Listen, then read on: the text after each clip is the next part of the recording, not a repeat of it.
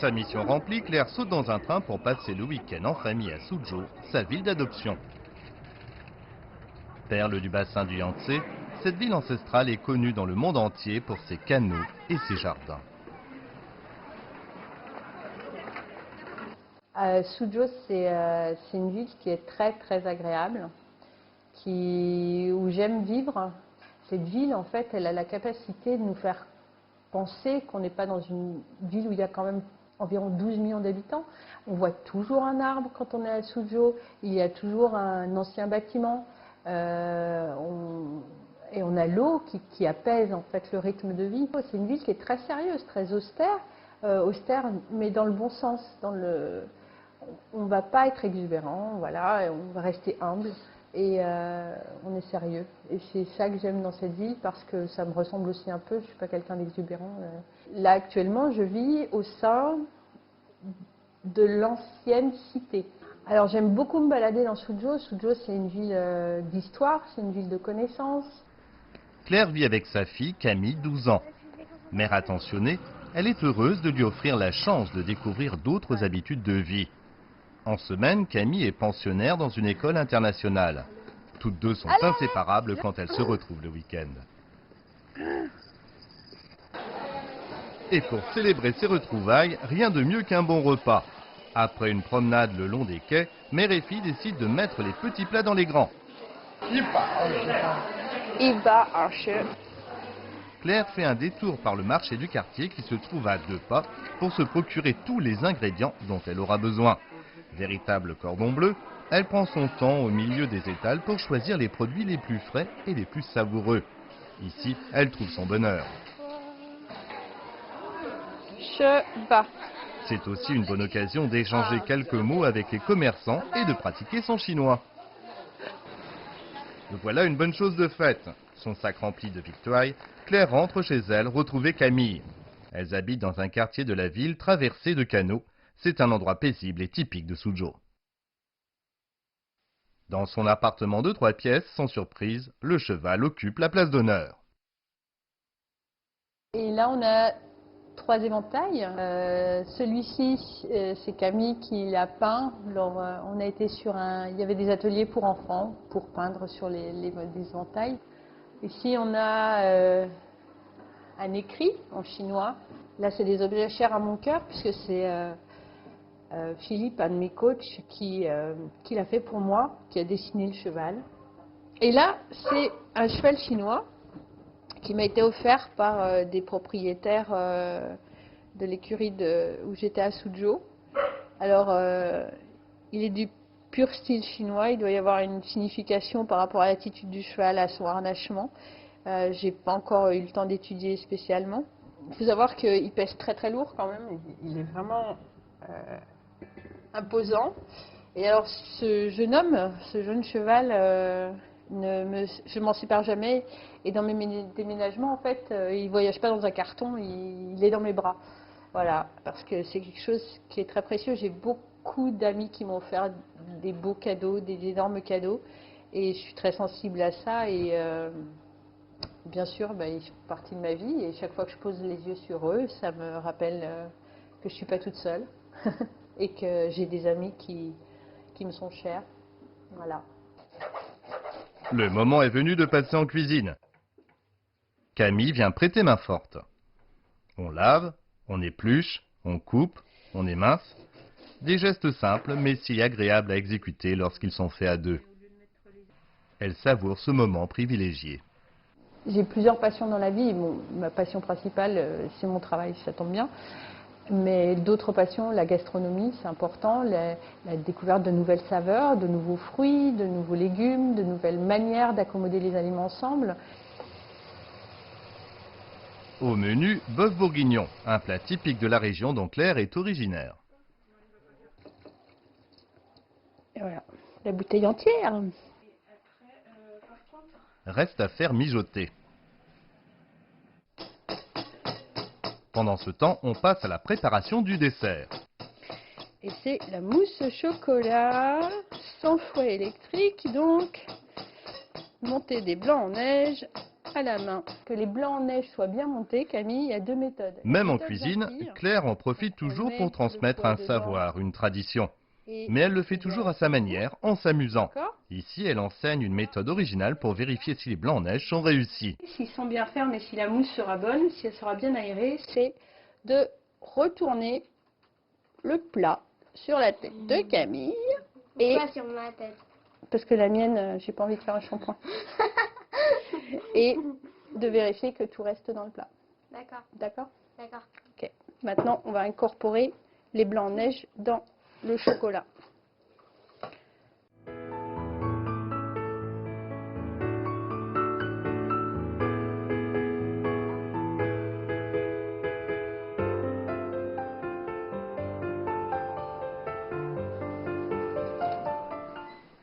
On frappe à la porte. Bonjour, c'est Luni. C'est Ça va, Jiangxi, Kiki ancien élève de Claire, qui a été convié au dîner. Plus qu'une amie, elle est presque devenue un membre de la famille.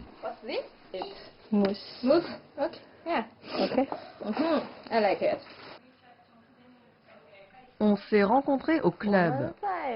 Je la trouvais plus forte que les autres moniteurs. La différence, c'est qu'elle donne de solides connaissances de base. Quand on décide d'aller faire des essais, on se consulte beaucoup. Presque à chaque fois, on fait le point ainsi que des rajustements. Elle s'adapte parfaitement à mes aptitudes. Elle planifie spécialement en fonction de mes besoins. Quand je suis nerveuse ou que j'ai peur, on va faire des exercices de relaxation très intéressants qui m'apaisent. Je trouve cela vraiment très bien. Je trouve que pour une étrangère qui en plus doit s'occuper de sa fille, ce n'est pas facile de venir en Chine. Au début, elle n'avait pas d'interprète. Elle ne parlait pas un mot de chinois, et puis les modes de vie et la manière de travailler sont très différents. Cela m'a surpris qu'elle persévère pour rester en Chine. Mais maintenant, je pense qu'elle aime beaucoup l'ambiance en Chine, je pense qu'elle y est heureuse. Elle s'est adaptée à la Chine et aime ce pays, elle sait apprécier ce qui est différent ou particulier. 1, 2, 3, 4. Celui-là, il n'est pas très net. Je n'ai jamais eu le guignon quand je vois rougir ma trogne. Je suis fière d'être bourguignon et je suis fière, et je suis fière, et je suis fière d'être bourguignon et je suis fière, et je suis fière. Et je suis fière d'être bourguignon. Donc, le bœuf bourguignon est prêt. No, never come back with red wine, okay? Never.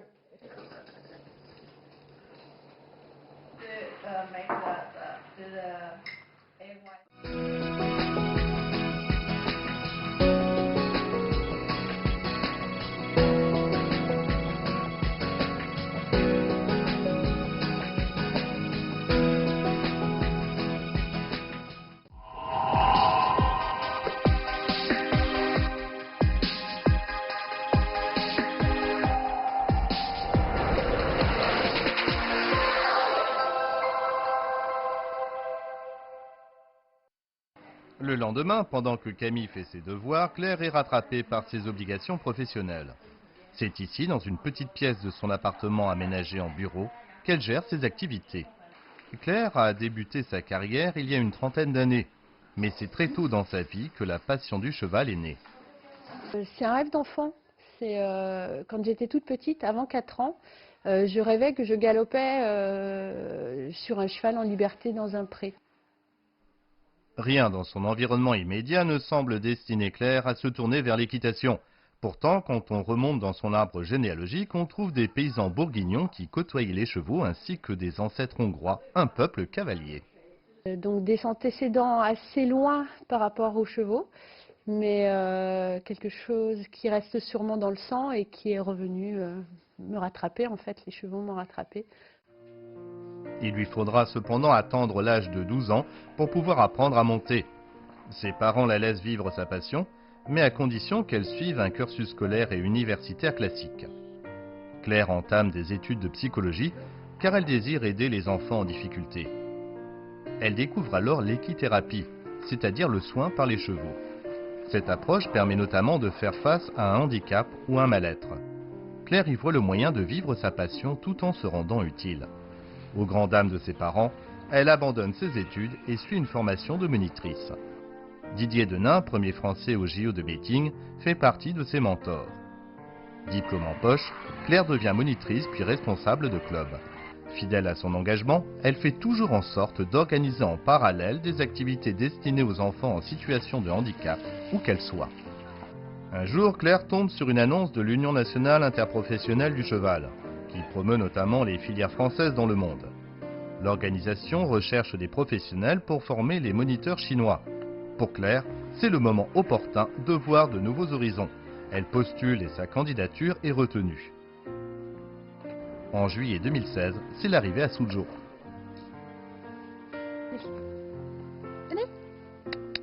J'étais très heureuse. Dès que j'ai mis les pieds dans l'écurie, je me suis sentie bien. Confortée dans son idée d'avoir fait le bon choix, Claire fait vite venir sa fille au bout d'un mois. Celle-ci se plaît également dans ce nouvel environnement. Mère et fille élisent à leur domicile en Chine. Claire aime sa nouvelle vie, malgré la barrière de la langue. Aidée par des traducteurs dans son travail, elle est déterminée à améliorer son niveau de chinois, qui progresse au fil du temps. Heureuse en Chine, Claire souhaite y rester longtemps. Il y a une douceur de vie qu'on a perdue peut-être un peu ou que je n'ai pas su trouver en Occident. Et au niveau professionnel, ce n'est pas le travail qui manque. Là, le consulting, j'ai pas besoin de démarcher, c'est qu'on me saute dessus pour me demander de venir. Donc oui, c'est sûr que c'est ce que je veux faire. Après, il faut aussi que j'arrive à me préserver parce que je peux pas être partout à la fois. Pour faire face à la demande, Claire envisage de former quelqu'un qui pourra l'épauler. Mais ce n'est pas tout. Un autre projet lui tient à cœur. Et pourquoi pas, après, une évolution sur quelque chose avec des chevaux. Parce qu'en fait, là, ce qui me manque actuellement, c'est que je monte quand je pars en mission pour mettre des chevaux ou des choses comme ça. Mais je n'ai pas mon propre cheval ou que je puisse aller travailler régulièrement. Tu mets tes affaires de toilette de ce côté-là? Non, mais là, t'as une petite trousse, je sais pas quoi. Le week-end s'achève déjà. Claire et Camille préparent leurs valises pour la semaine. Et tu l'accroches là-haut.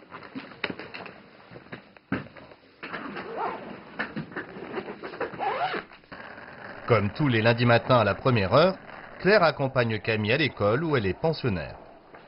Il s'agit d'un établissement offrant un enseignement de qualité et dont la plupart des cours sont donnés en anglais.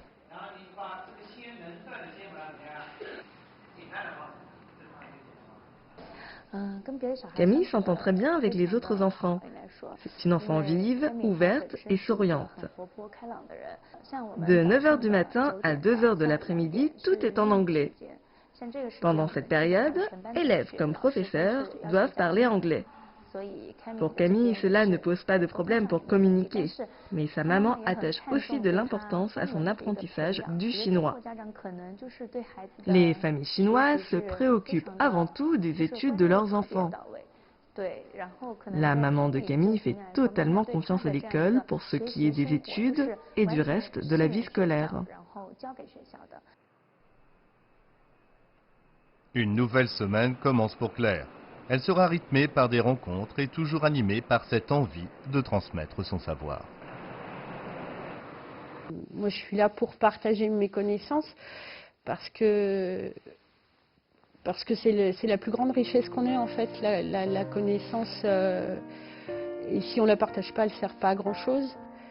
Ma passion, c'est devenu mon métier et en plus, ça me permet de découvrir le monde. J'ai une belle vie en fait.